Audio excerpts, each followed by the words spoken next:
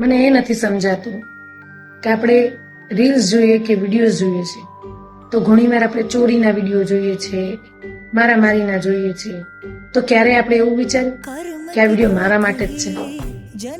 આપણે એવું વિચાર્યું કે આ વિડીયોમાંથી આપણને એ સલાહ મળે છે કે કેમ સાવધાન રહેવાનું, પણ એ જ જગ્યાએ જો તમે કોઈ સાસુ સસરાના કે પેરેન્ટ્સ વિરુદ્ધ વિડીયો બનાવી નાખ્યા હોય ને તો એ લોકો એ વિડીયો જોઈને કોણ જાણે એમ જ સમજી લે છે કે આ વિડીયો સ્પેશિયલી એની માટે જ બન્યો છે.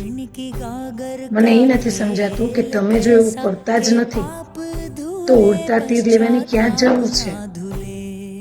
તમે જો સારા જ છો તો એ તમારા માટે નથી. તમારે સમજવાનું કે એ વિડીયો એક મેસેજ છે. જો નથી કરતા તો વેલ એન્ડ ગુડ, અને જો કરો છો તો ચેન્જ લાવો. કોણ જાણે ક્યારે સમજાશે ખરેખર.